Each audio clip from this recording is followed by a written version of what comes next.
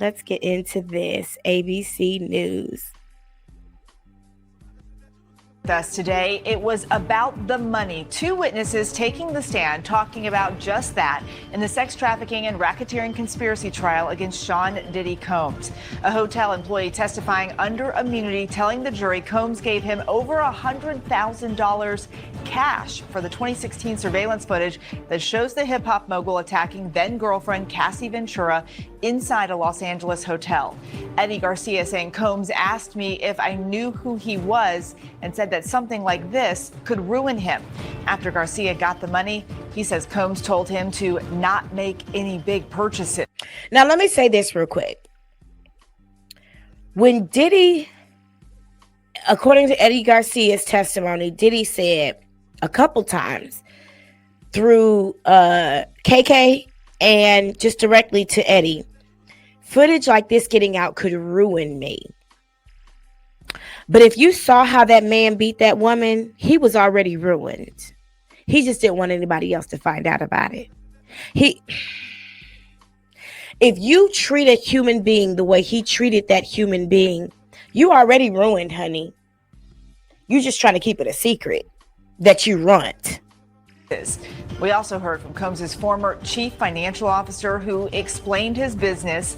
Combs has denied all allegations in this case. There is a lot to get to, including a notable witness we expect to testify tomorrow. Also coming up, the former NYPD detective known as the Hip Hop Cop. He investigated the murders of rappers Notorious B.I.G. and Tupac Shakur. He joins us in studio to give us a glimpse into the world of hip hop then and now. But we begin with ABC News chief investigative correspondent Aaron Katersky live outside the federal courthouse here in Manhattan. And Aaron, that 2016 video of Combs attacking Cassie Ventura in the hotel back in the spotlight today. What did we learn about it? We learned that Sean Combs paid $100,000 to keep it from being seen. And we heard this extraordinary yarn from a hotel security guard named Eddie Garcia, who said at first he knew that there was a domestic dispute. Then he saw the video, and then he took repeated phone calls from Sean Combs' assistant, Christina Karam, asking to see it, asking if she could have it. And the first few times he said, no, you'd have to talk to the manager or file a subpoena. And then Christina Karam, Eddie Garcia said, put Sean Combs on the phone. And Combs, according to Garcia's testimony, told him, I'll take care of you. And arrangements were made, and he finally takes this thumb drive containing the video to an apartment or room where Sean Combs was. He remembered being greeted, Eddie, my angel. And Sean Combs pulling out a brown paper bag and a bill counter and putting $10,000 stacks of cash through the machine before handing it over. Garcia said Combs asked him, do you want to count it? And Eddie Garcia said, I trust the machine. We also know that Combs' mother and some of his other family members were in court today. What was their response to what they saw and heard? Well, they'd seen the video before, so when the jury saw it again, I don't think it was much of a shock or a surprise to see the actual video. And then to hear the yarn, I mean, I think captivated everybody in the courtroom. There's Eddie Garcia talking about making the arrangements with his boss. At first, the boss said, all right, we'll do it for 50. But then came the non-disclosure agreement and the promise that this was the only copy. And eventually he walks away with $100,000 after turning over his ID and the ID of two others who were part of the security team. And a couple of weeks later, Eddie Garcia gets a message from Sean Combs wishing him a happy Easter and wondering if there was anyone out there asking about the tape. Combs' former CFO also took the stand today. What did he say about Combs' business dealings?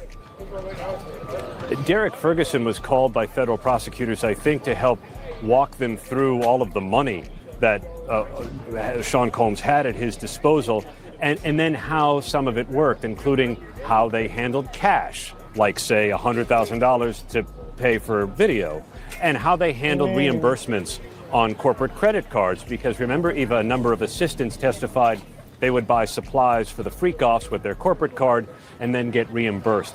But Derek Ferguson also said one other critical thing. He talked about wire transfers from 2011 of $20,000. And that's a payment that Cassie Ventura's mother said Sean Combs demanded to recoup money that he had spent on Cassie Ventura. Combs, remember, was upset that Ventura began dating rapper Kid Cudi. The jury saw the wire transfers, the $20,000 in from Cassie Ventura's dad, and it being returned 4 days later. Ferguson worked for Combs for some 20 years. Did the two have any interactions in court today? They did. Sean Combs seemed to nod and smile at him, and maybe Derek Ferguson gave him a bit of a tentative hello back. But he worked for the defense also because, in effect, they were able to launder Combs' image through the pedigree of Derek Ferguson. Went to Stuyvesant High School, grew up in the Bronx, Harvard Business School. And the impression the defense was hoping to leave the jury was, here's a legitimate businessman protecting Combs from any shenanigans that the federal prosecutors might be talking about as a criminal enterprise. Also, I have to ask you, Aaron, we heard there may have been some sort of outburst in the courtroom this morning. What happened? Yeah, this was before any testimony got. What happened was some ghetto ratchet bullshit underway. There's been a woman kind of loitering outside, heckling a number of the reporters, and then she's gotten inside a couple of times, and in court she began to just make a scene. She started yelling about the treatment of Sean Combs, and eventually court security officers took, I think, 3 of them to lead her from the room, and Sean Combs saw the whole thing. Aaron Koturski for us there at the federal courthouse. Aaron, thank you so much. Now to break down today's... Now, before they get into the next part, let me just talk about some things that happened in the courtroom yesterday, if you guys didn't see it. First of all, this woman yelled out, "Diddy, they laughing at you. These motherfuckers are laughing at you." And she was upset because apparently this overflow room has become a shit show. There's nobody in there keeping people in order the same way they would in the courtroom. So people are in there just having outbursts and arguing and all kind of flea market bullshit. I'm gonna call the overflow room Slauson.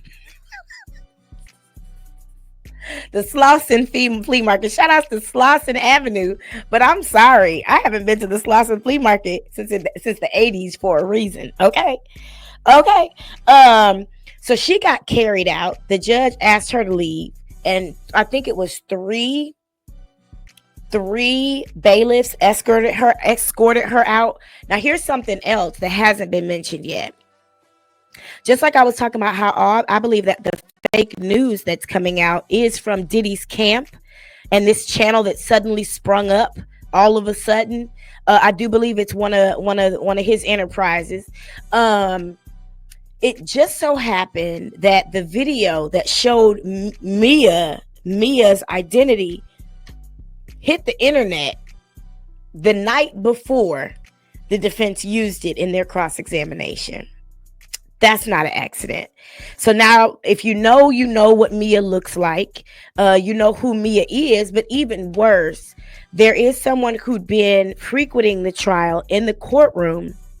Apparently, it's a male content creator who, see, the feds are watching everything, okay? And that's why I was very careful the other day when I knew that there was images of her leaked. I was like, no, we're not gonna do that on this channel. We're not gonna talk about her identity. We're not gonna describe her. We are not gonna, and I could see it myself on my own device, but I wasn't gonna make it public to you guys. Just like I know Beyonce's home address in Malibu. There's just some things I'm not gonna disclose. I have a certain level of integrity that came with my bachelor's degree in broadcast production. When they handed me the degree, they also handed me that integrity. And I wear it as a badge and as a shield. But a male content creator has been banned from the courtroom, and their platform is in the process of getting shut down by the feds because on their broadcast over the weekend, they said her name. See, I've been saying for years on this show, vloggers are not journalists, but to some degree, you're held to the same standard. And here we see it. So there's another update on that. Let's continue. Thank you guys for watching. Testimony. Let's bring in ABC News legal contributor Brian Buckmeyer. Brian, you were there in court today. What stood out to you about everything that you heard? I mean, other than I think I'm just going to get it out the way. He is built like Steve Harvey. Sometimes we just got to put this shit on the table so we don't have to worry about saying it no more. It don't swirl around as a distraction. He is built like Steve Harvey. Said it, done. Let's go. Aaron called them shenanigans, what happened in the beginning. What stood out to me was just Eddie Garcia's testimony, walking us through this very riveting piece of testimony that almost was reminiscent of Kid Cudi talking about that Marvel supervillain, of Sean Combs allegedly in the room with a brown paper bag, counting money, $10,000 at a time, and just the whole kind of story of it all, of hearing how this all worked out. And the defense didn't necessarily push back on that narrative, but focus instead on other areas in the cross-examination. But that was very riveting to listen to how this video didn't make it to the light of day until some years later. Eddie Garcia was granted immunity ahead of his testimony. This is the second time we've seen this in this trial. This is true. What did he say that he needed immunity from? I mean, just really quickly, accepting bribes, tax evasion, obstruction. This is an individual who is testifying very truthfully, at least if you believe his testimony, and it came off pretty credible, that he accepted $100,000 from Sean Combs. 50 of it went to his manager, 20 went to another associate of his, and then 30 went to him, and then he took that money and bought a used vehicle with it. Because, of course, Sean Combs said, don't spend it all in one place. We don't want to raise suspicions. This, don't forget, is a 24-year-old at the time who's just a new security guard. And so that's what he's testifying in their immunity. He doesn't want to testify to allegations of a crime and then be prosecuted for it. But again, the government wants his testimony to be able to convict, or at least try to convict, Sean Combs. Yeah, and Garcia talked about how he got paid for the hotel video. He mentioned Christina Coram. Who is she? So Christina Coram is Sean Combs' chief of staff. If you want to even go further back, in Rodney Jones's civil lawsuit, he describes her as the Ghislaine Maxwell to this whole criminal enterprise. And Now, don't miss this, because the next video we're going to watch goes in depth about Christina Coram. She is the Ghislaine Maxwell of it all, allegedly. Okay, so don't miss this. Let's put a pin in Christina Coram. Few times we hear her name in this testimony, and we heard it in a lot of other witnesses as well, but she's supposedly the one that is speaking on the phone first when she reaches out to Eddie Garcia, trying to convince him to get the video, and then gives the phone to Sean Combs when it's really trying to push it over the finish line of trying to get that video. And then now, at some point, it got really weird, because not only did Christina, whose last name I believe is Coram, okay, Zoo Tours. I believe that. But not only did Chris, because you said a mouthful right there. We're going to go back to Cassie's testimony for a second. But not only is Christina Coram, not only did she call Eddie Garcia at the hotel 2 or 3 times, she showed up in person and asked him for the video. Then he kept saying, I need a subpoena, or I need a supervisor. I don't even have access to the room where it is. Okay. Then they called him on his personal phone. Now, how did he get his personal phone number? That's scary. Because most of us are pretty good at keeping our personal data very private. That's scary. To me, that was intimidation tactics. Even when that money's getting counted, she's in and out of there, walking back and forth, kind of participating in this to some degree, allegedly. We should also note that Coram has denied all allegations. We also have to talk about Sean Combs' CFO took the stand today. We were talking a lot about money today. Was there a money trail? What did it tell us? So Derek Ferguson broke down how this enterprise, a legitimate business by his definition, had money coming in and out, who had Amex cards, who did not, how petty cash has moved around. But again, Aaron Katursky mentioned this. We saw this $20,000 first going to Cassie Ventura, and then money coming in on December 23rd. If you remember, Cassie's mother testified that she had to get a bank equity loan to pay Sean Combs. And then on December 27th, 4 days later, we have a return of funds, money being transferred from an account that belongs to Sean Combs. out of that account. That, I think, connects with the allegations earlier on. Don't forget this money movement. There are 5 charges that Sean Combs is facing, the top one being racketeering and conspiracy. And when we talk about the activities within this enterprise, this is what the government is trying to argue is this criminal enterprise, this movement of money that is disguised as legitimate business deals, but is a coordinated effort on multiple people to repeatedly earn a profit. And later this week, we're expecting to hear from a witness who's going to be going by the pseudonym Jane. They're going to take the stand. Do we have any idea what she's going to say? Jane is expected to be potentially the last alleged victim to testify, because we've heard that victim number 3 may not come forward. We heard some of the potential testimony from the opening statements. Jane, very similar to Cassie, dated Sean Combs throughout 2020 to 2024. Same allegations of drug use, freak-offs, and force, fraud, and coercion. All right, Brian Buckmeyer, thank you so much. Go ahead. By now, do we know who Jane is? 2020 to 2024. By now, do we know who Jane is? Now, I'm scared as the bejesus, so I'm not going to say it, because I already see how that content creator is being handled, who had the nerve to say Mia's name in his broadcast. And it was confirmed to be him, but I don't know who it was. I don't usually keep company with people that do shit like that. But I'm going to ask you guys to put it in the chat and let's play a little guessing game. Jane, who is victim number 4, and I knew this person was going to be a victim because that's the only option. Other than that, you about to get involved in some drug trafficking, because apparently and allegedly you moved pink ecstasy from Miami to LA in a private plane, a private jet. What's up, Trey Denny? Good morning to you too. This person was on Jason Lee's show and said, I'm a whore with a hard R. I'm a whore with an R. This person and P. Diddy went shopping at the Chanel store and he spent $150,000. And she had white nail polish on at the time. She said he's worth a billy. Chose him, he ain't pick me. Got a penthouse up in the Mandarin. That's what she said. That's what she said. Okay. She put it, she told us who she was. She said they had sex for 5 or 6 hours straight and he don't stop. I mean, shout out to everybody who do that. Been there, done that. Let's go to bed. Let's watch a movie or something. Shit. Let's get back to it. Let's take a break. I'll be back. It's gonna be the same coochie in a few hours. But she made it very plain. I don't think he ever really spoke on her.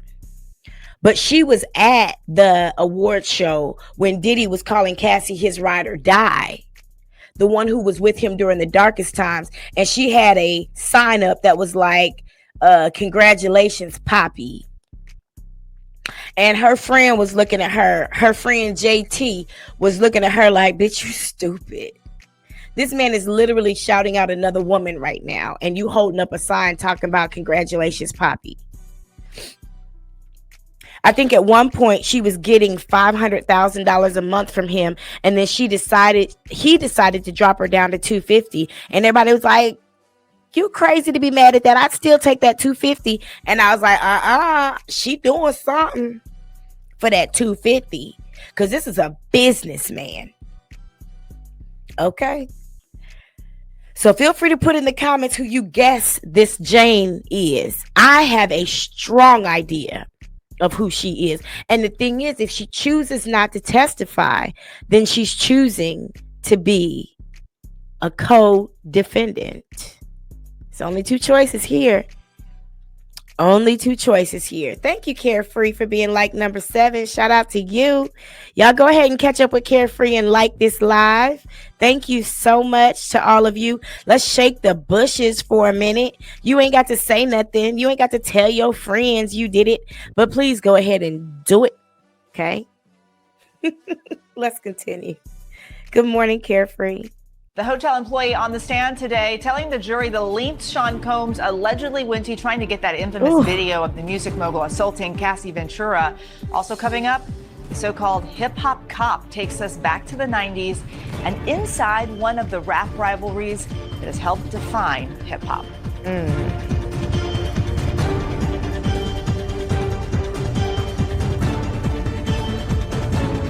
Boom, boom, boom.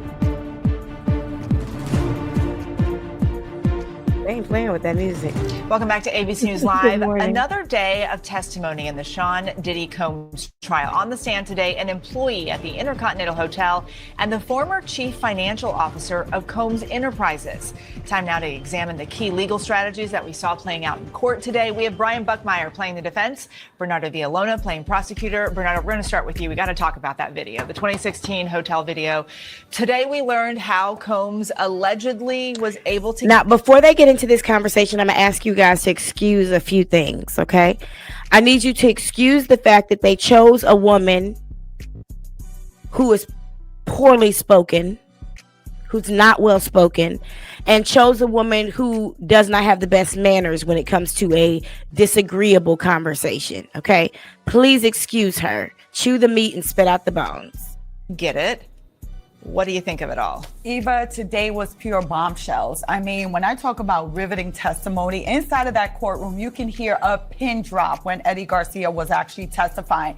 I think what shocked us the most, and I think what did Diddy in, was the fact that it was Sean Combs who directly called the security guy to try to get that video. Not just one time, not just two times, but multiple times. And then to take it a step further, he's the one who meets with the security guy and actually gets the USB from him. And actually, he's the one who gives the money to the security guy. So before we were thinking, oh, it's probably one of Sean Combs' employees, or maybe it was security that works for him, or maybe KK. No. Okay, let me get the purple elephant out the way. That is not an accent. She needs speech therapy.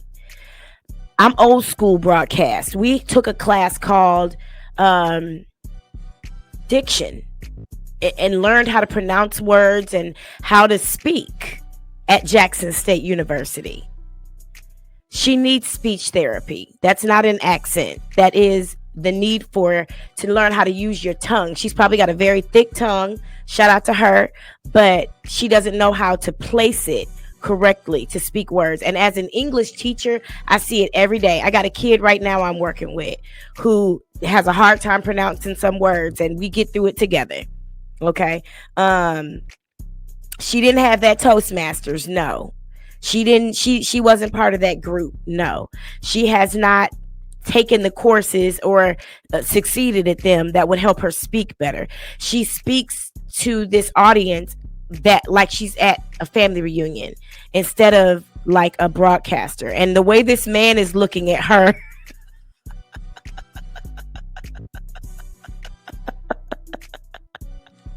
it reminds me of when Aretha Belcher was on the news and she was like, they had come in there and shot it up. And I was like, girl, why did they put you on the news? You representing Dalton. Well, she does represent Dalton, so I guess it's an accurate representation. But no, I mean, she's just real. It's a little ratchet. It's a little ghetto. It's a little embarrassing. So let's get it on out the way. Okay. She needs speech therapy. She needs, because Michael, what's his name? Magic Johnson used to talk horribly. He is Shay from Club Shay. He had to learn how to talk. Okay. A lot of Aretha Belcher, you know who the fuck I'm talking about, don't you? Yeah, he looking at her like, this bitch, why they put her on TV with me? I already got this high booty and this high top fade like Steve Harvey. They done just made this a black spectacle. They didn't pull out the best of the best for this one, did they? But what both of them are saying is important. So I want us to get past the Miss Ozempic. Oh, Jesus. Did it happen? I haven't dealt with Dalton in a while, so I don't know. I know last time I saw her, she needed a tailor. She needed to hire a tailor, but I wore this dress yesterday that told me I needed to hire one too. Not at the bottom, at the top, because that thing had my titties smushed. I shop in Korea where they ain't got nobody, no ass at all. So I'm gonna have to find me a good old tailor to pop out some spots so I can be comfortable in my clothes. Oh, well, good for her if she lost a little. Do it the healthy way though, because man, that Ozempic is gonna have you looking like Cheryl Osborne. Let's continue. Sean Combs was directly involved in arranging for this payoff and to get that thumb drive, and he knew what was going on was actually wrong. Brian? I mean, how did he know what was going on was wrong? Because he said it will ruin his career. It could ruin his actual career going to that extent. Think about every person in Sean Combs' life. And this, I think, this is a spin the defense has to argue here. Everyone that's a celebrity, if we had bad press on us and we're nowhere close to Diddy, it could ruin our career. So I think what the defense is going to position here is this about controlling and furthering a criminal enterprise, or is this about protecting a celebrity's image? Because a celebrity, if his dirty drawers are outside in the street, that could destroy his reputation. So if that's the case, then get not your dirty drawers. Get legal to do it. Get your security to do it. Your chief of staff to do it. But he said, this is so important to me that I am going to handle this. He's a control freak. And I think the other thing the defense is raising too is in the NDA, I think it's a bit of a stretch, but an argument nonetheless, and you'll see who's gonna bite, is that in the NDA, the NDA argument, is this about bribing a witness? And what they're saying is the NDA does not inhibit the person from testifying in front of the jury, testifying in front of the That's government. a lie, because we're going to talk about what I know. And the NDA specifically says that, yes, the person who is the recipient of the non-disclosure agreement, aka Eddie Garcia, my angel Eddie, as much as he's able to speak, according to that NDA, he has to notify the company first that he's going to speak to anybody about what happened. And if they don't agree and he still speaks, then he owes $1 million. $1 million to the company. And that man only made $10.50 an hour. And he didn't read the NDA. He was scared. He signed that NDA without reading it. So, Mr. Sir, Steve Harvey's nephew, I'm going to need you to get that information straight. Because while it does give him information to speak, it does say that he needs to notify the company first. See, I watched the testimony and ate some popcorn at the same time. I mean, testifying if the law enforcement asks. But the crime was already done before they even signed the NDA, because he got into conversations with him and says, look, I need to get that tape. I need to make sure it is the only copy. It cannot get out there. But it wasn't the only copy. Well, no. He thought it was the only copy. That's the issue. He thought it was the only copy. Had it been the only copy, we wouldn't be here today.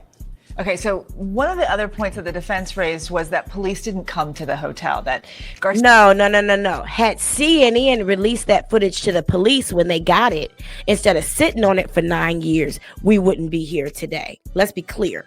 Garcia said he spoke to Cassie about it all, and he said she told him, quote, she had a movie coming out and it wasn't a good time for this to come out and she wanted it to go away.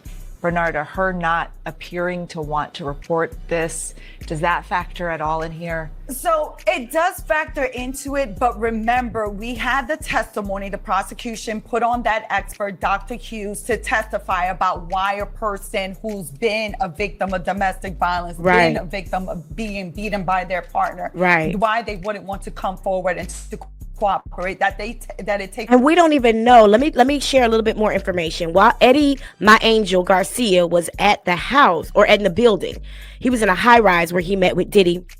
Diddy called, quote unquote, Cassie, who was in a hoodie. It could have been any old Latina girl, okay, because he had plenty of them. He called her. She was in a hoodie, and the first thing he said to her was, "Tell this man you don't want the video out." What's she gonna say to the man that beats her like a rag doll, who pays her rent, pays her car note, owns her phone, owns her entire career? What's she gonna say? Oh no, I want that video to come out. She was being held hostage many times before they finally reported or actually decide that they want to leave this relationship. And in the end, regardless whether she wanted to report it or not, because we have that visual that everyone has seen of Sean Combs beating her, there's no way around it. Brian, you're being so quiet today. I'm trying my best. No, because all this is yes. Is that the application of it? Sure. But also, she is a celebrity in her own right as well. Does she want this press out there? There's also the aspect of Sean Combs is protecting not only his image, he's also protecting that of the artist that he has. And so the defense is going to make the argument here is this is not, again, about a criminal enterprise. Is this bad? Yes. The defense has already given that up. This is a bad look all around. This is domestic violence, but this isn't a criminal enterprise. Let's be clear.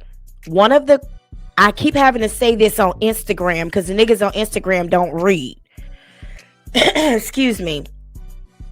And my throat chakra just got cleared out. So let me go ahead and say it. One of the predicates of a RICO is bribery. I don't know if I can say it any more clearly. It's not that each of these individual pieces were the problem. They are all proof of the problem. Okay? So you might not have an issue with your nigga holding hands with another bitch. But it might be the combination, of him not telling you he did it. Of him lying when you asked him about it. Okay? Of him washing his hands when he got out of her presence so you wouldn't be able to know it. There's different pieces of this crime called a RICO.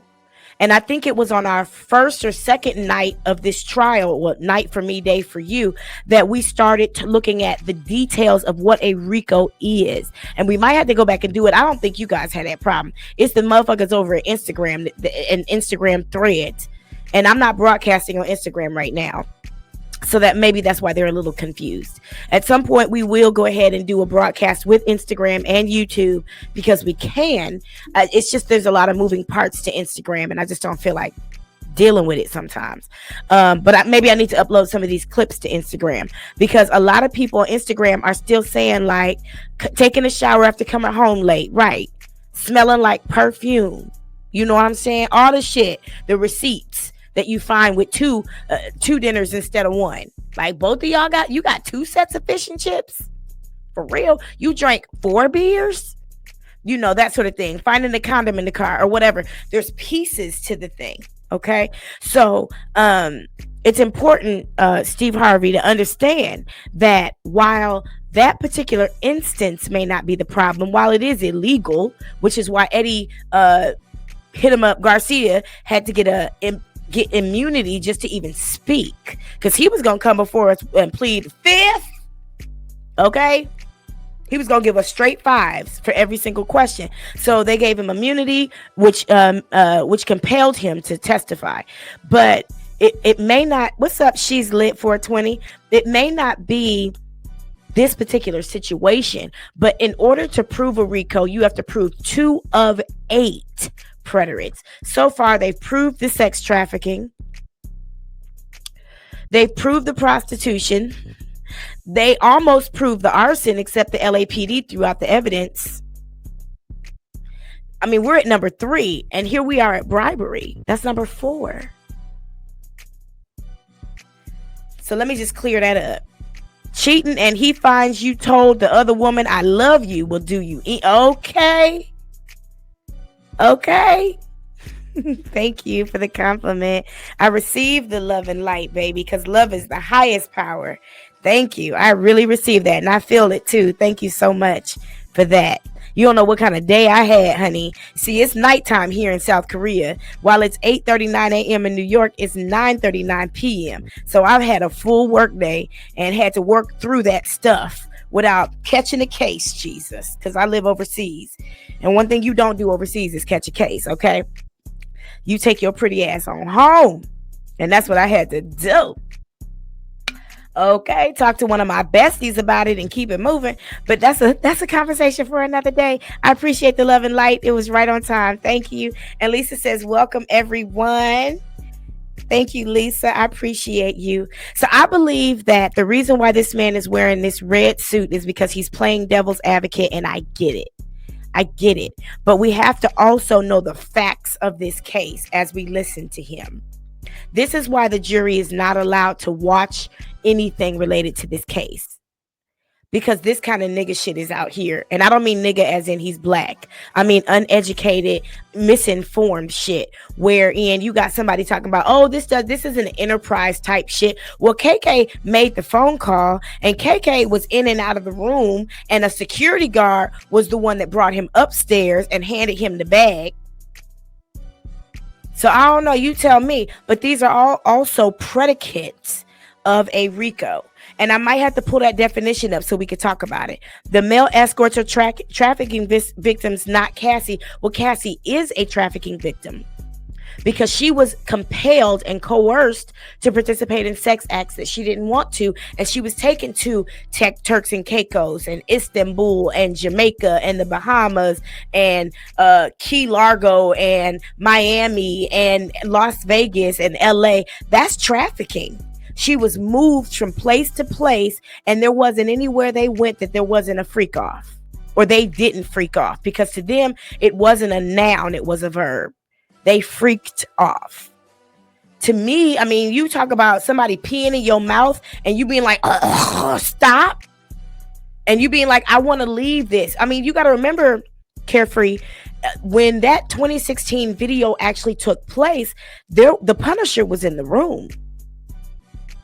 Or was it Jules? I think Jules, the prostitute, was in the room. Israel testified that when he went in the room, there was a man in the room who was not P. Diddy.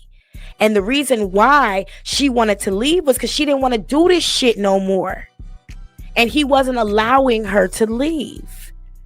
And at some point during that conversation, he was like, I think you should just go. He lied at first. After he lied and said it didn't happen, when the video actually came out, then he told another lie, because I don't know why liars lie, but they lie. Then he said he chased her down because she had his clothes in that bag. He beat her up like that. Why didn't he just take the bag? No, he whooped her ass because he wanted her to come back in that room and finish that freak off. See, there was testimony early on from, I want to say it was Jules. I don't get all these prostitutes' names right. And one day we'll go look at a website called the Diddy Docket. It's diddy&quot.com. That's a website that's keeping all this stuff in order for us, okay? But there was testimony that during the first session of the freak off, this escort had sex with Cassie, and Diddy watched and masturbated. Then he took her in a room and whooped her ass. And the prostitute could hear the all over the place. Now I gotta fix my mic. He could hear the beating up. And then she had to come out and have sex with the prostitute again. You feel like fucking after you got your ass whooped? Does that make your dick hard or your pussy wet or your bussy wet or whatever? No. There were times when the Punisher said, and he contradicted himself so many times. First of all, this is a Punisher who can't even get a hard on, so I have a hard time with that. But there were times when he said Diddy would give instruction for him to do something to Cassie, and she would wince in pain or discomfort. Does it seem like something she wanted to do? She had sores in her mouth, and these niggas were peeing in her mouth.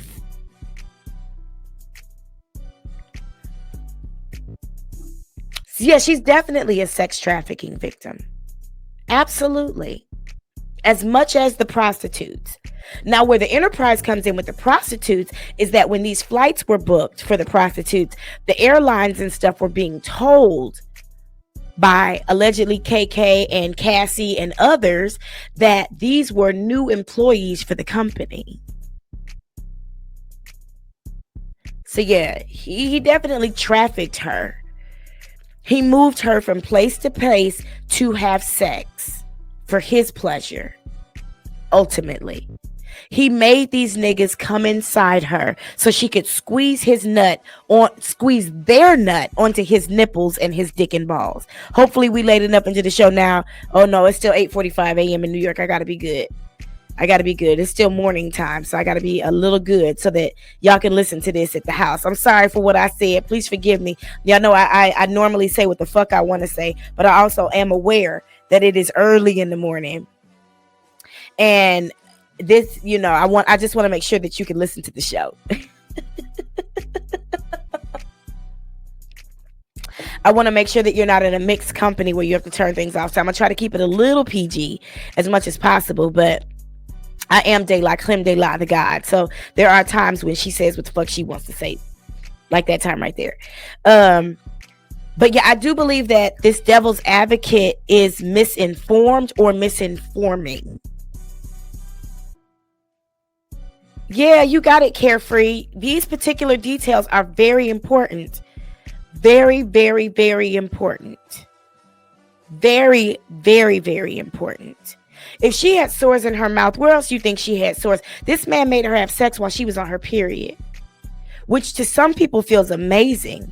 But them first few days, nah, that shit hurt, I'm sure. Thank you, She's Lit 420. Thank you for understanding me. Yeah, she was forced to have sex. I mean, she even had started a conversation through text message with him that was like, I want to talk to you. And he's like, about what? She's like, our freak offs. And he was like, let me guess, you don't want to do it no more. You so predictable. And she was like, okay, well, since I'm so predictable, ain't nothing to talk about. But then she still ended up having to do it. She sent a text message to her stylist that was like, it's my fucking birthday and this nigga's making me go to a hotel. Excuse me, to fuck some niggas. Yeah, there was some sex trafficking involved on her period. There's no mention of abortions, and I find that very strange, don't you? But he did have her on birth control too. And One Stop, who is this invisible drug dealer that hasn't taken the stand yet, One Stop sold birth control. I didn't know drug dealers sold orthotricycline or whatever the other shit is that people use. I thought they just sold, drugs. But come to find out, this particular drug dealer also sold birth control. So it sounds to me like he had her on birth control too, whether she wanted to or not. But let's continue because I want to get us over to BJ in time. This isn't furthering freak offs. This is about a legitimate business of having an enterprise. And just to be clear, because I know this could be confusing because we are talking about Diddy. By BJ, I don't mean what you think I mean. I'm talking about the girl, the lady over it. Her name is BJ. A music artist having a business, whether it may be, and protecting that from the public. Well, the main point that you got from today is the obstruction of justice for the racketeering conspiracy. So you got 2 points today: obstruction of justice, and that there was a criminal enterprise in the sense that you put KK Security and Sean Combs all in one room. That's only if you try to call this as a crime and not as a business that's trying to protect the people from bad press. But that's what the prosecutor, when you start piling on all these different instances, it's not just one unique one-off. We're talking about multiple occasions of crimes taking place that ultimately is going to add up and all be this big criminal enterprise. It's called a RICO. Trying to hide information from the public. Yes, freak offs, those are also aspects of this criminal enterprise. But Steve Harvey, he could have got a subpoena. He could have gotten a subpoena to get that tape. Now, could that subpoena force the hotel to delete the copy or delete it from the server? Probably not. But if he wanted a copy of that, because he never mentioned it being deleted until Eddie Garcia got to his house, but the supervisor deleted it on his own without being asked to. He later on said he wanted to make sure it wasn't in the cloud. But he could have got a subpoena. He could have went through the proper channels to get access to that footage. Instead, he decided to do, and it's funny to me because when I think of a brown paper bag, I think of that old English bottle that was found inside Kid Cudi's car. Except this was 4 years later. But keeping information from the public. Are you sure beyond a reasonable doubt that he's keeping information from the public to hide a criminal enterprise or to hide bad press so that they can still do their business? Nigga, I'm going to answer that question for you. It was a prostitute in the room. And he beat up a woman to make her come back and fuck that prostitute. That's hiding a criminal enterprise.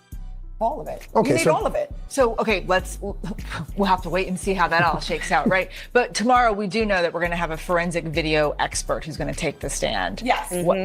Why are you looking like that? Oh, Today. because Bernard knows something about this expert. So this expert who is testifying, Frank Piazza, he's testifying for the government. I've had the unique experience that when I was a prosecutor, I cross-examined him, and a judge did not consider that he was. Oh, that's why she can't talk. I'm sorry. I thought she might have been in broadcasting, but she's not. She was a former prosecutor. Okay, so she doesn't. I mean, shouldn't attorneys take diction too and learn how to talk? I guess not, but that's why. Okay, so I was judging her from the wrong lens. She's not a person who was most likely trained to be on camera. Most likely she was trained to be in the courtroom, and it's also very likely that she speaks differently when she gets before a judge. I just hope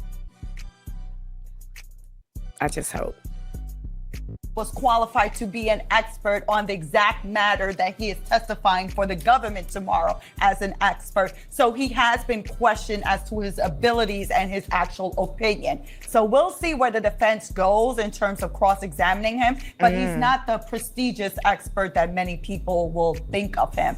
If they're able to get that cross-examination in. The video's still coming in. I know we're switching. The video's coming in. I know we're switching a little. I might be talking to the prosecutor. The video's coming in. Yeah. All right. And Thank now you guys. I understand why she's so argumentative and why she never let him finish a sentence while he was trying to speak, and why she's so fucking loud.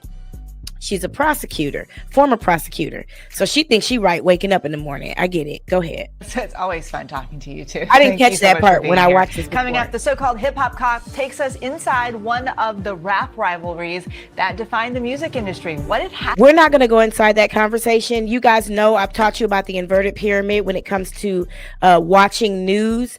What's first is always most important. Everything else is just to keep your attention.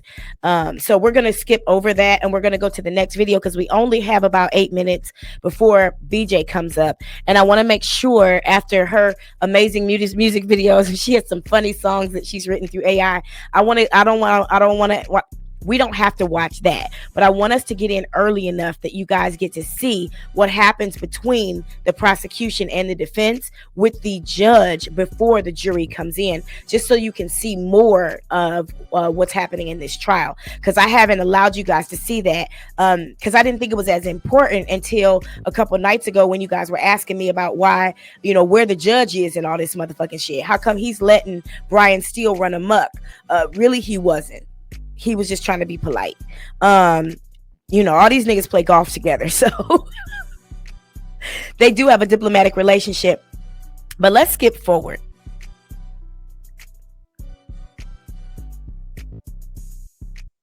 Diddy's former chief of staff, Christina Quorum, had evidence found in her phone that was seized.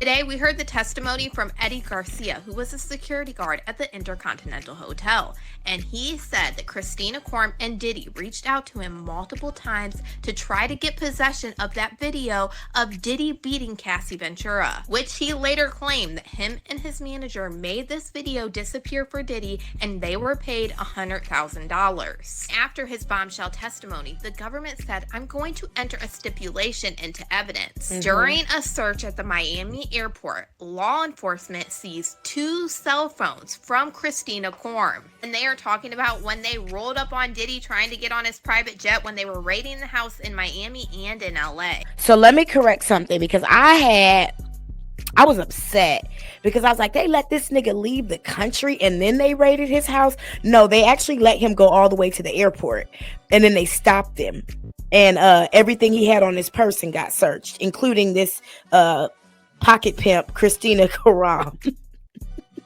So I want to correct that.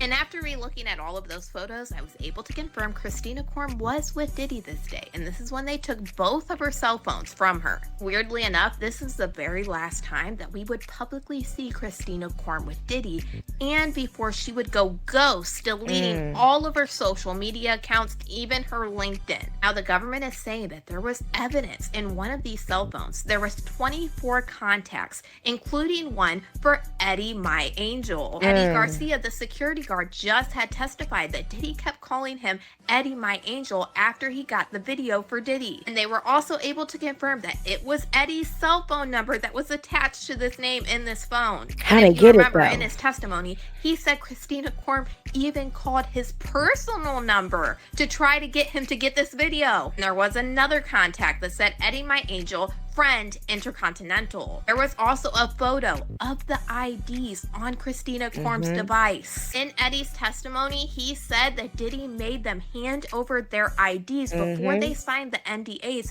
and got the $100,000. Yes. This is a really, really big deal because that seals the deal on everything that man just testified. Everything in his testimony is about the bribery that falls underneath the RICO charge. So to have a piece of evidence like this coming out of a co-conspirator's phone that was a part of this whole situation, oh yeah, that's damning. I think that Christina Korm knew at that point, once they took her cell phone, she was done. In my opinion, that's why I feel like she went ghost, because she probably started working for the government. Just my opinion, we'll have to see on that. But I will continue thinking that it's crazy that this woman went ghost for months after all of this happened and then popped up right before trial started when she got named in another lawsuit with Diddy. And mind you, that wasn't her first lawsuit. By that time, it was like her 5th lawsuit with Diddy. She was, and I feel like, I'm sorry to interrupt you, sweetie, but I feel like that other lawsuit is the Desiree Perez lawsuit. I think I'm getting that name right. I need to look into that because there is another lawsuit that involves Jay-Z. And I believe it's Desiree Perez. And I think this is the one where she popped up in. She didn't do any of this horrible things being alleged and going on and on and on, saying that she prays for all of the SA survivors and she never did anything with her former boss. I'm gonna need Christina Korm to come to the front real soon because I'm telling you what, she has been named time and time again over multiple. And I'm gonna need Diddy to come to the front too with his fake Umar Johnson ass talking about black king, black guy, but he's surrounding himself with all these white people. I ain't got no business doing business with white people. I don't have no business. I don't have no problem. Maybe I said that right the first time, but I don't have a problem hiring people of a different ethnicity to work for you. Never have a problem. I work overseas, so it happens all the time. But to be all this black king, black god, you know, they don't want to see us win type shit. And we see the CFO was white, the chief of staff was white. Come on, Diddy. The personal assistant was white. Come on, Diddy. I haven't dug into it yet. She's lit 420. So maybe you could teach me some stuff about that. And I want to take a minute too to address Carefree's comment.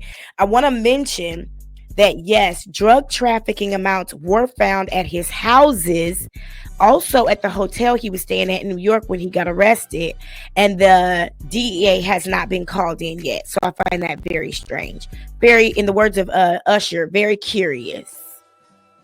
I have a gut feeling that we are going to see Christina Korm on the stand probably very soon. Y'all let me know what you guys think about all this in the comments.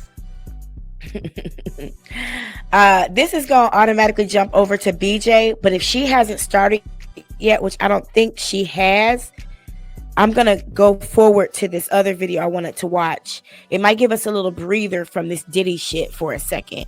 Let's see if she started yet. I don't think so.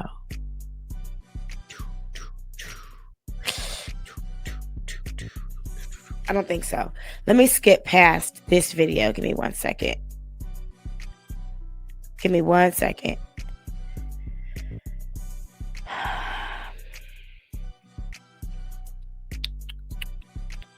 Hold on. I don't know why it's not doing nothing.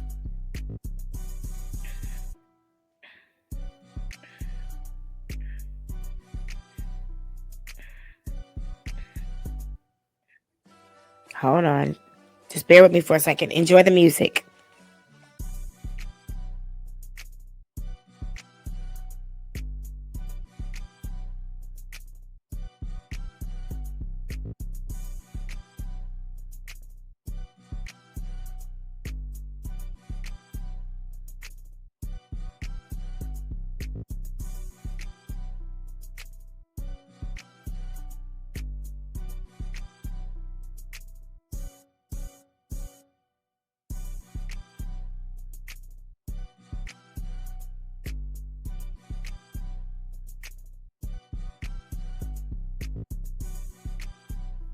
That's funny, Carefree. I think you're right.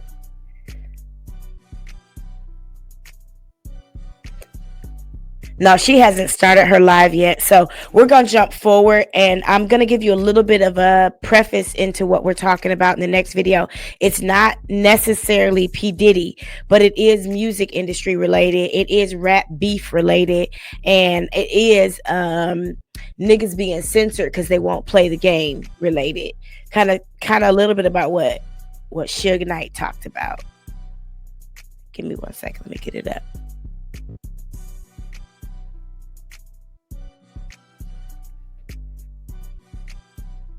I don't know why shit is just. There we go.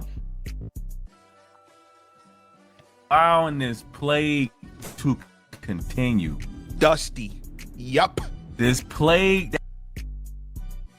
Hold on. I'll get it queued back up. Give me 1 second.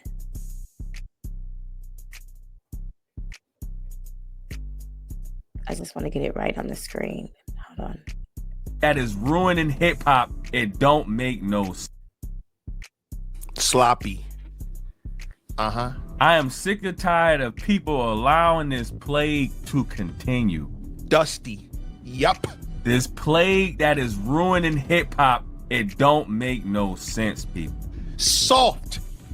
Wow. The unmitigated gall, the temerity to be a roadblock for greatness. It just don't make no sense. Now, I've been telling y'all on months, anytime it came to discussing this Drake lawsuit, I told y'all what was to come. And the dust hasn't even settled yet. We haven't even got to the actual trial, and it's already happening when it comes to UMG. Today, not only do we get an interview that the Clips did with GQ magazine, but we also get to understand sort of some of the ripple effects or the repercussions of this god-awful lawsuit by Drake and how it's actually affecting business over at UMG. First, let's recognize these two gentlemen who held it down and kept their integrity for the sake of hip hop. You feel me? The brothers who are back together after a long hiatus, they split up. I think they split up around 2010 or whatever. Malice decided to, go his separate ways. He decided to invest in his relationship with religion and Pusha T. Remained solo. Malice went to do his own thing, but the group is now back. The brothers are now back. The album drops July 11th. Apparently, the Clips is exposing that UMG and Def Jam. When it clicks to remove Kendrick Lamar's feature from Let God Sort Him Out, the new album that's about to come out. UMG trying to censor a verse with Kendrick Lamar on the track with Clips. They try to censor. No, break it down. Censor. Y'all try to censor something and take somebody off a verse. Ain't that crazy? Take someone's verse off. Make him change a verse. And when Pusha refused, Clips and Def Jam parted ways. All because UMG doesn't like the optics of Drake's ops being on one song together after everything going on with the beef and especially with the lawsuit going on. Are you serious? Tech then why? I need then why? You want to tell Kendrick Lamar who's being selling? So the real question is, who runs the music industry? Is it the artists or is it the distributors, the record labels, these companies? Celebrated for being unfiltered to change and switch around a verse. Stop it! Yeah! It's annoying. I'm activated, y'all. Told y'all oven is at 400 degrees right now. Oh boy. And we all know who play a role in this happening. The same dude who's been censoring Pusha T this whole time. You see what I'm saying? But we're not gonna sit here and just blame Drake for this. Drake, this type of shit been going on since before Drake. Since before hip-hop. This shit is crazy. Let's get right to it. So in this video, we can get to this actual article that Clips did with GQ. They go into depth about the situation that caused them to be dropped from the label. All right, it says, stay tuned, pay attention. Pusha T says Clips got dropped from their Def Jam deal after refusing to remove Kendrick Lamar off their album. That sentence alone sounds like madness. That sentence alone sounds like madness. It's politics. They expected the album last year. The brothers sympathized because they also expected the album last year. Pusha says they felt confident, proud, and assured of themselves that they presented the music to Def Jam. When they presented the music to Def Jam, the label loved what they heard. Except for Kendrick Lamar's guest verse on the Thunderous Chains and Whips. a song that Pharrell teased during his first Louis Vuitton runway show in 2023. Now, you may remember hearing that during the runway show that they did overseas.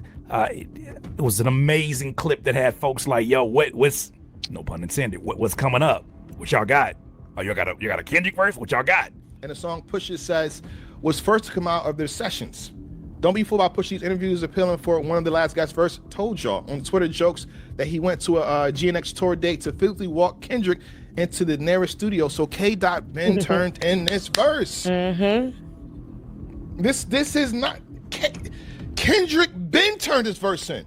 Don't be fooled by Push's interviews appealing for one last guest verse and the Twitter jokes that he went to a GNX tour date to physically walk Kendrick into the nearest studio. That was a joke that was circulating, that he kept teasing that there's one more verse that they're waiting for before the project came out, and he kept teasing. Everybody thought it had to be Kendrick because of how busy Kendrick has been, but we come to find out it's not the case. Mind you, these motherfuckers is trying to push a narrative that Kendrick Lamar is an industry puppet. The same nigga they try to censor from the Super Bowl. The same nigga they trying to pull his song off of streaming services. The same nigga that they was trying to stop from collabing with Pusha T because it might look a certain way for Drake. But they allowed a good credit feature because that wasn't like Thanos and Apocalypse teaming up together. That's how they see it. And we talking about Kendrick is the industry puppet? These motherfuckers are perfected in the craft of tricknology, of using tactics that you can't see or identify to trick you into believing narratives that's bullshit. Right. They see it like Thanos and Apocalypse is about to, like nah. They don't look at that as a threat. They saw Kendrick and Pusha T linking up as a threat, and it looks bad. So the article continued, but after the summer of the beef between their two biggest artists, talking about UMG, that resulted in a still ongoing lawsuit from Drake. Def Jam's parent company, UMG, blanched at the antagonistic optics of two of Drake's biggest enemies linking on wax. And a lot of motherfuckers think that Drake is just some immature nigga that's using this situation to run away from a loss in a battle. No, this motherfucker is using full blueprint white supremacy tactics. Shit that you read in Tricknology. Shit that you hear from Neely Fuller Jr. If you understand white supremacy, you understand that Drake is the epitome of somebody who is using the fact that he is partially connected to white supremacy, right, to navigate himself through black environments. And this gives him power in both realms, because not only will he be accepted by a portion of what people believe, it's also the fact that he can turn around, sue you, and not lose a majority of his fan base by doing it. So hopefully we're seeing a common denominator here. We're seeing it because I've been covering this whole situation for a long time. You could go back and look at Instagram, Facebook, YouTube, and I've been covering this for a long time. I've even had conversations about my issues with Drake choosing who he wants to be in any given moment, and how it bothered me when he first came out, how they got this, I'm gonna just use the word mulatto, representing black people, calling black people nigga. Nigga, you from Canada. You're not allowed to say that. I don't even let Africans say nigga. It bothered me. And so I'm glad they're going in on it like this. You see what I'm saying? Like, and people think this is just a game. This shit is not just a game. It's much bigger than that. So when you dice this down, UMG said, all right, with this pending lawsuit, we don't think the optics on this will look too good with Kendrick and Pusha T, who both obviously have had back and forths with Drake before. We don't think the timing of this is good. Pusha calls their apprehension stupid, which is smart. Right. Primarily because none of their bars and Kendrick's otherwise excellent verse could really be perceived as a shot or even a subliminal. Damn. Let me read that, because that part's pertinent. Let me read that part one more time. Pusha calls their apprehension stupid, primarily because none of the bars in Kendrick's otherwise excellent verse could really be perceived as a shot or even subliminal. Right. They could talk about other shit. Posts, one line from Kendrick verse, therapy taught me how to open up. But also showed me I don't give a fuck. Okay. Bro. So you mean to tell me that's the most damaging line that they have? And you feel like they could use that against you on a lawsuit? They're controlling the art. This is a bad look, bro. You know, that's a big thing. People say, oh, how can you go through Mr. Morale and Big Steppers and then you come back and write something like Meet the Grands where you saying you wish this nigga would die? Easily. Here it go. Easily. It's not hard. He showed us. It's not hard. But anyway, Pusha can barely contain his disgust recounting how the stalemate with Def Jam played out. They wanted me to ask Kendrick to censor his verse, which of course I was never doing, he explains. And then they wanted me to take the record off. And so after a month of not doing it, Steve Gawley, the lawyer over there, was like, we'll just drop the clips. That can't work because I'm still there solo. But if you let us all go, ... But if you let us all go, shit, you let us all go, we get out your hair. You ain't got to worry about that. Isn't that crazy, though? That this has such a ripple effect that is affecting other business that got nothing to do with the other guy. Why the fuck will Pusha T go to Kendrick Lamar and say, hey, Def Jam is asking you to censor your verse because we don't want to get Drake upset. We don't want to get into any more legal trouble. I'll do it for you, Pusha. This is what you wanted to say when you were speaking to these niggas. I got you. Sloppy. Dusty. You're soft. The unmitigated gall and temerity. If you already even talk to me like this, threaten to drop if I don't what? Censor this, censor. Shut up. That's crazy. What y'all saying sounds dumb, and it's not even regarding me, nigga. I am disgusted with you mother... Fuck out of here. No, that's not how this works. That's what Pusha T wanted to say to the label executives when he was sitting down with them. I'm just translating for y'all. They've done collaborations in the past. It's two artists who are showing you the highest level of artistry as writers on that are showing you that what's Drake is running a motherfucking muck, and he's not one of us. What's the optics? And it's not a Pusha T and Kendrick song, it's a Clips and Kendrick song, right. Which my brain is already frazzled even still thinking about how that's gonna sound. Sure enough, Def Jam eventually agreed to release the clips and drop Pusha as a solo artist. So go independent. Take out that. What do you mean by censor? Go independent. Could this be a strategic move by UMG so that it gives them more to add to their case and saying that if you want to state facts, Drake is actually costing us money. This lawsuit is costing us money. Look it, we have a successful group in the Clips who weren't able to collaborate with another artist because of such and such. I'm speculating. So when you say censor, what do you mean censor the verse? You don't mean censor the cuss words. You don't mean that. No, they can say nigga. They can say bitch. It can be perceived as a diss. But it's not a diss. Thank you, Lisa. To accommodate what type of that doesn't even compute. I can't comply with that and doesn't compute. That makes zero sense. Give me the name of the nigga who he's talking to. Okay. I thought God only did 10 plagues. I thought it was, and I don't know the order. Blood in the water, turn water into blood. Firstborn son. Freaking frogs, locusts, grasshoppers, freaking gnats, boils, hail, darkness, pestilence, livestock, and freaking death of the firstborn, and Drake. And Drake. God did tell me he slipped in an 11th plague that we still dealing with today. I tried to tell y'all trying to make Drake out to be some type of martyr. No, he's all for himself. A monster. This is kind of nuts. I mean, you know what I'm saying? He literally indirectly stopped these niggas' bag, and that's just something you don't do. And we've been talking about this. This is what I have been alluding to. This is what many have been alluding to with this lawsuit.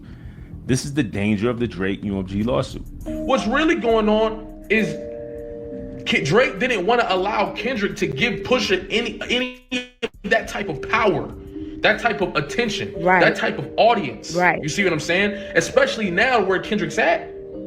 I'm telling you, bruh. It could potentially change how business is done. Look, it's right. We already have one example of how it changed how business is done. But I imagine in that situation, that doesn't look good for the other side that's trying to show how much their reputation has been tainted and how I think they even call Not Like Us the de facto national anthem.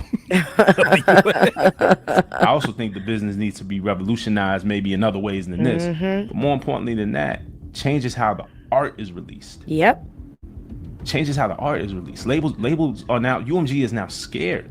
Oh my God! I thought the plagues was down with Egypt. That happened with Egypt. Not still. It's one still lingering. He's still on this shit. It's one plague still lingering. It is still here. There's ignorant Drake fans that care more about Drake's legacy than actual hip hop legacy, and they don't care. See, we have to remember something that's very important about history, okay? And I happen to come from a family on both sides of Black Native Americans. But during slavery times, there was a race that was raised up called mulattoes, where there were people who were half Black, half white, and they raised these people to believe they were different than Black people, than the slaves, different than the African slaves. They had different rights, different privileges. They lived differently. They spoke differently. They had different access. Okay. And this still goes on today. Very important. Drake is over there throwing his weight around. Drake has consistently got what he wants from UMG when it comes to other artists. He has been able to tell them what can go and what can't go. Yep. When he was in the battle with Pusha T and the story of Adidon came out, they got that taken down. Jay-Z ain't have nothing to do with it, but they got that taken down. That person that she was talking to, they must be super unseasoned. They must not understand anything at that point. Who's the rep? Who? You can't even talk to a Pusha T or Kendrick about censoring anything. That's crazy. Those are legends. Legends. How? So they drop Pusha T, they drop clips, and basically freeing the duo up to shop for a new home with the Clips album and plenty more music in their pockets. Def Jam had to cut off freaking the Clips because they disagreed on their ways. Wait, cut them off. Wait. What's the name of the new company? Shit. When I say it, I think about it. When I think about it, I say it. Don't Kendrick have a company now? It's at the tip of my tongue. I can't. It starts with a P. And it's got the word, I think, Lane in it. What is it, y'all? They might have made Kendrick some more money. Completely. And Jay-Z said, I'll take it. Jay-Z said, I don't give a goddamn. I already put Kendrick Lamar on the Super Bowl halftime show. You think I care about him having problems with Drake? Bring Pusha over here, put that Kendrick song out. Bring Pusha over here, put that album out, put that Kendrick song out. Jay-Z said mine. Park Lane or something like that. Jay-Z said Def Jam don't want you, UMG don't want you, mine. Seeing how much they're willing to play ball and drop artists of the magnitude of a Pusha T and Clips, it has me really thinking of like, where are these labels at right now? Where they're just, to me, that feels like they're expendable. The end they're game, expendable. Or a transition maybe into more AI-based music. Who the hell knows? Shit. UMG, by the way, like we are on Kendrick's side, and we also want UMG to win the lawsuit to show that Drake has no power over hip hop. We want Drake to know that you have no power over music to do anything as such as suing somebody over words, ruining the essence of hip hop. We want UMG to win the lawsuit. Granted, we all know that UMG is still the machine. And let me be clear, this is 100% on UMG being unwilling to stand behind their artists and their expression. UMG is in the wrong here. They understand the art of war. They understand what they're doing, dog. This is much bigger than hip hop. It goes beyond hip hop. It's going to affect other genres as well. It's not just hip hop. We know that UMG still does things that probably goes against Kendrick. It just happens. It's just what it is. They following where the money is going. The money, motherfuckers done finesse the system where all the money is coming their way. The industry on its heels right now. And one of the only niggas who can really bring money through this shit is Kendrick Lamar. That's essentially how the industry views him. You see what I'm saying? Because of that, they in a position where they kind of got to follow the train until it die off. The problem is we don't know when this train finna die off because Kendrick going so crazy. That's crazy. Well, I definitely wanted to share that with you guys just to give you a take on what's currently happening in the music industry and how when niggas don't play the game, okay, they become expendable. That's pretty much what Suge Knight said. He said, because I didn't do the hard-boiled egg thing, and because I didn't wear the shiny suits and dance, shiny suits, thank you, Lisa, and dance in people's videos, I'm in prison. I think for life. I can't remember exactly. Hopefully that gave a little bit more insight and gave us a little break from the P. Diddy mess too. I'm pretty sure BJ has fired up her show. So give me one moment. I'm going to pull that up for us. Just give me a second.